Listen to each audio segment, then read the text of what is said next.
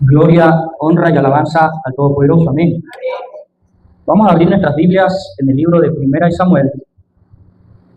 Primera de Samuel. Todos conocemos, yo creo, esta historia, que es la historia de David y el gigante Goliat. Y aquí el Señor nos quiere enseñar algo muy importante esta mañana.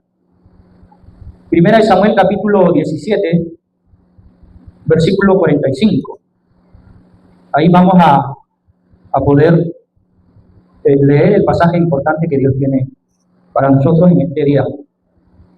Dice la palabra del Señor: entonces dijo David al filisteo: tú vienes a mí con espada y lanza y jabalina, mas yo vengo a ti en el nombre de Jehová de los ejércitos, el Dios de los escuadrones de Israel, a quien tú has provocado. Jehová te entregará hoy en mi mano, y yo te venceré, y te cortaré la cabeza, y daré hoy los cuerpos de los filisteos a las aves del cielo, y a las bestias de la tierra, y a toda la tierra que hay, y toda la tierra sabrá que hay Dios en Israel. Amén. Pues la enseñanza tiene que ver con que Dios es el que nos da el triunfo. Entonces le hemos titulado: nuestra fuerza viene de Dios. Amén. Nuestra fuerza viene de Dios.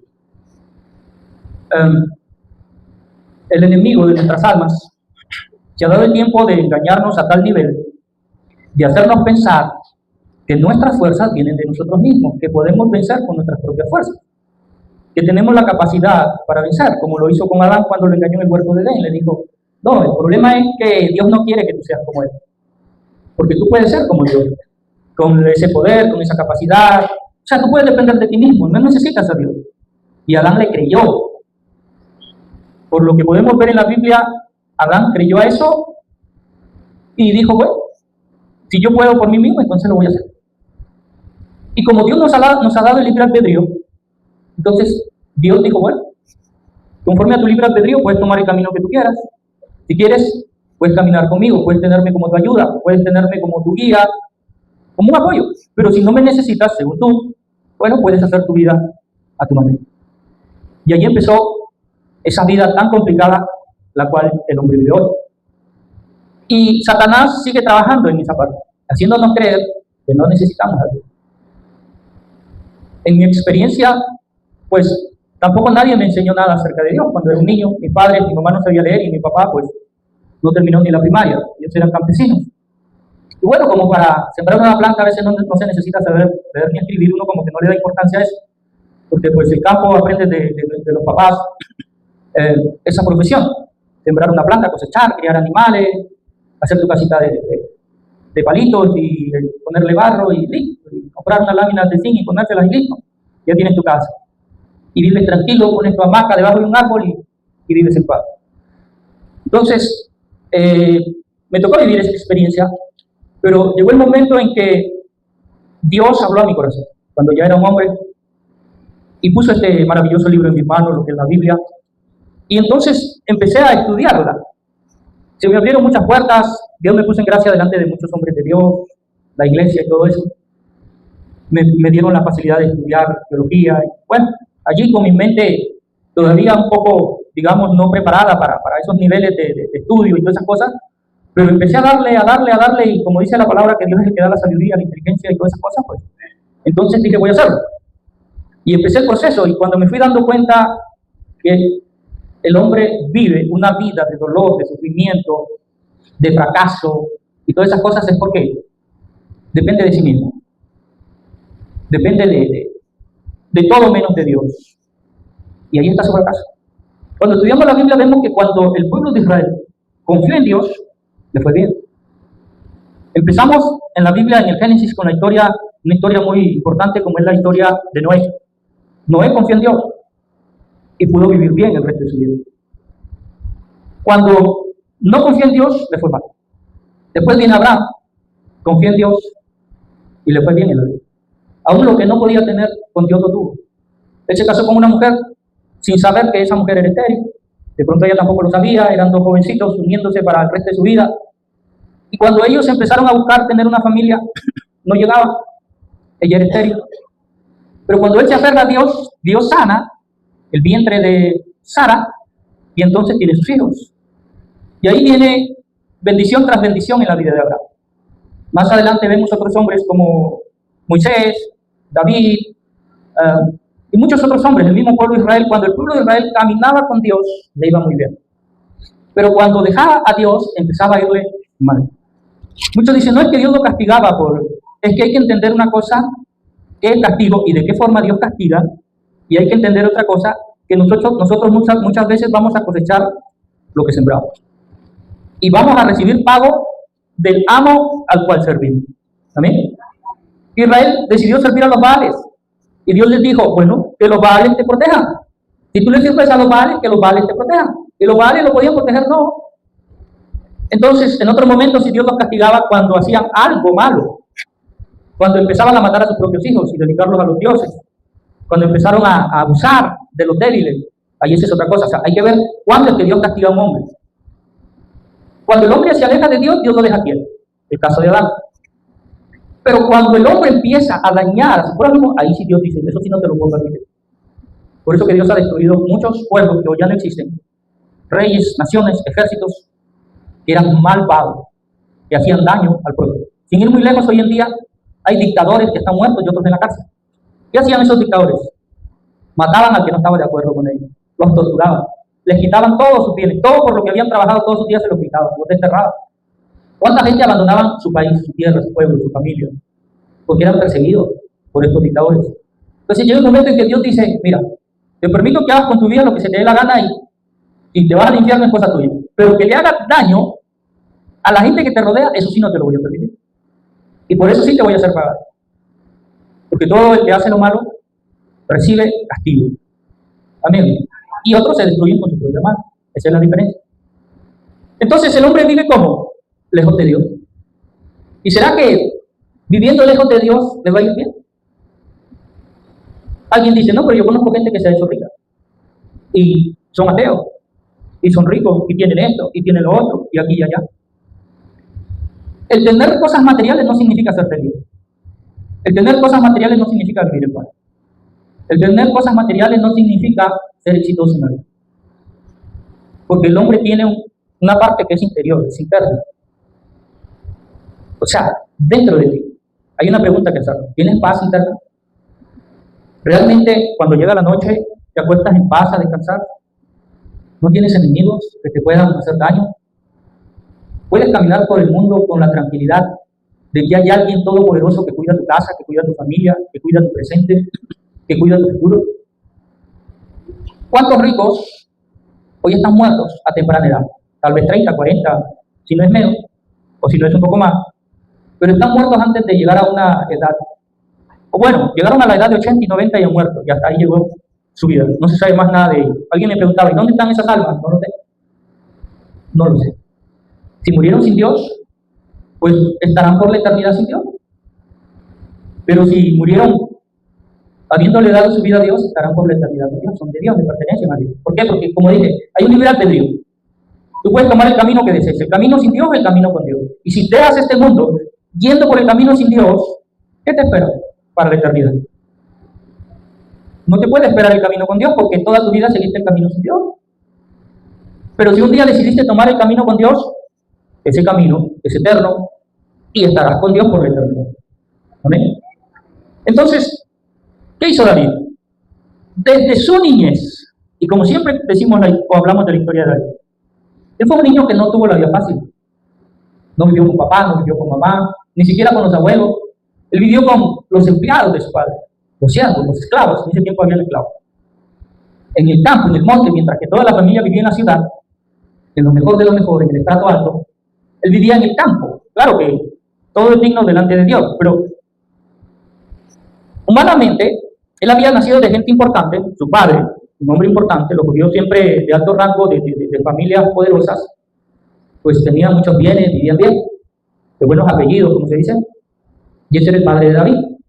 Sin embargo, David era un hijo que él lo había hecho con una mujer en la calle, y pues no fue parte de la familia. No sé qué pasó ahí, tal vez no lo quisieron, o tal vez por guardar las apariencias, qué sé yo, pero total que David tenía otra cara, tenía otro aspecto, era totalmente distinto a los demás hermanos, no parecía hermano, así que digo yo aquí en mi cabeza, echen a ese muchacho por allá para el mundo, que nadie sepa que existe. Allí estaba David, y Dios no desecha a nadie. Todo aquel que viene al Señor, el Señor lo recibe, lo ayuda, lo bendice y lo usa poderosamente. Y eso sucedió con David. David empezó a buscar de Dios, empezó a caminar con Dios. Desde su niñez, aun cuando no estaban sus padres para guardarlo, para protegerlo, ni su familia, nadie, él estaba en el monte allá con los empleados de su padre, tal vez cuidando ovejas, y había que cuidarlas de día y de noche para que de día se alimentasen, estuviesen en un lugar seguro, y de noche también protegerlas de los devoradores, de las bestias del campo, del desierto. No era que David tenía una vida fácil. Aún desde su niñez tuvo que trabajar para comer, para vivir, como si fuera un esclavo, viniendo de una buena familia. Sin embargo, David no se tiró a sufrir, a llorar, a lamentarse, a renegar, a maldecir, a volverse un muchacho rebelde ni nada de eso. ¿Qué hizo David? Empezó a buscar de Dios. Dios siempre se acerca a nosotros. Siempre Dios, por medio de alguna persona, nos llama a sus pies. Nos predica. Yo recuerdo que desde niño me predicaban la palabra. Llegaba un señor a mi casa que le predicaba a mi mamá y yo ahí escuchando. Después crecí y algunos vecinos iban a la iglesia y nos invitaban. Mis hermanos mayores iban, me llevaban. Pero ya cuando crecí no le di importancia. No supe entender, mi mente tal vez no estaba lista para entender esas cosas. Pero Dios siempre está ahí buscándonos, aún desde niños. ¿Cuántos niños se les invita aquí a la iglesia? ¿Por qué? Porque Dios, aún llegando a los niños, dice la palabra: dejad a los niños venir a mí, porque de los tales es el reino de los cielos. Qué bonito es cuando el niño empieza a caminar con Dios y entiende las cosas de Dios desde su niñez, como le pasó a David. David entendió y caminó con Dios toda su vida, hasta el último día de su vida en este mundo. David fue un fiel creyente y se benefició. Yo creo que uno de los más beneficiados que podemos encontrar en la Biblia fue David. David, Dios le dio el privilegio de ser el mejor rey que ha pasado por este mundo. David, el mejor soldado cuando fue a la guerra. Nadie como David. David llegó a ser el hombre más importante en su tiempo. No había hombre más poderoso que David en su tiempo.